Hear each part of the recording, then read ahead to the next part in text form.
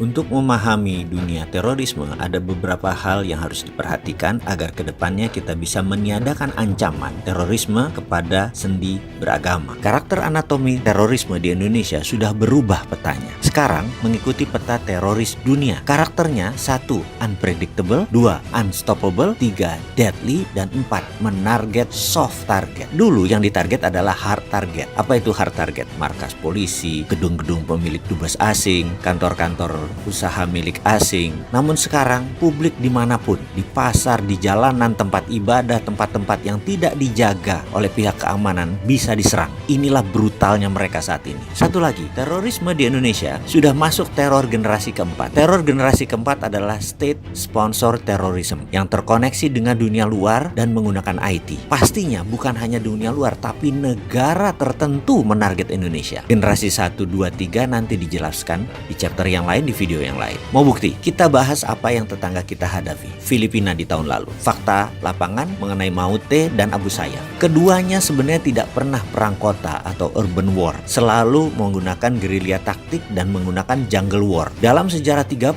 tahun rebelnya mereka itu. Tahu-tahu Maute sekarang serang terbuka di kota Marawi. Urban war, perang kota. Lah kok bisa? Ada 1000 tentara yang mendadak melakukan perang kota dan semuanya pengalaman lagi. Apa yang terjadi? Ternyata ini semua tentara impor. Ini semua mercenaries, tentara bayaran. Ini semua private army. Cara perangnya modern, taktik perangnya modern, senjatanya modern. Inilah yang disebut perang generasi keempat. Berbasis IT, berbasis sosmed, dan disponsori oleh sebuah negara. Bahkan tentara Filipina yang pada saat itu di lapangan lebih dari 10.000 pasukan tidak bisa menguasai Marawi. Bahkan hingga detik ini, casualties atau korban lebih banyak di pihak Filipina. Bahkan 15 pertama tentara Filipina yang mati semuanya di sniper. Mereka sangat spesifik sekali. Lalu bagaimana kalau itu masuk ke Indonesia? Indonesia masih melihat teror seperti kriminal berat dari kacamata pidana. Padahal di seluruh dunia terorisme itu masuk extraordinary crime. Harus pakai extraordinary measurement. Ukurannya harus extraordinary. Pakai extraordinary act dalam rule of engagement.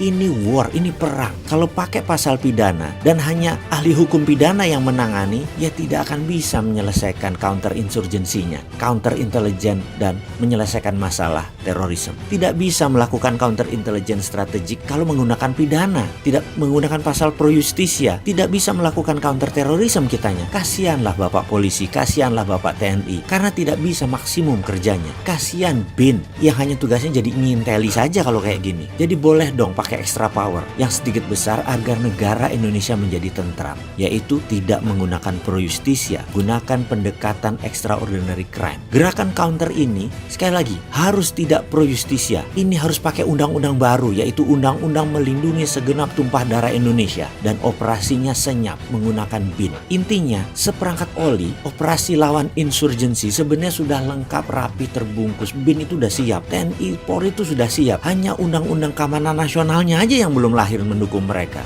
Oh iya, satu lagi yang harus kita ingat. State sponsor terorisme itu tersering pelakunya adalah Amerika. Dan sekedar mengingatkan, Amerika itu tidak pernah menang melawan insurgensi taktik. Sebenarnya kita sudah siap mengcounternya. Kedepan kita harus menjadi negara damai tanpa pengaruh ideologi asing yang suka berperang. Selesaikan mereka semua.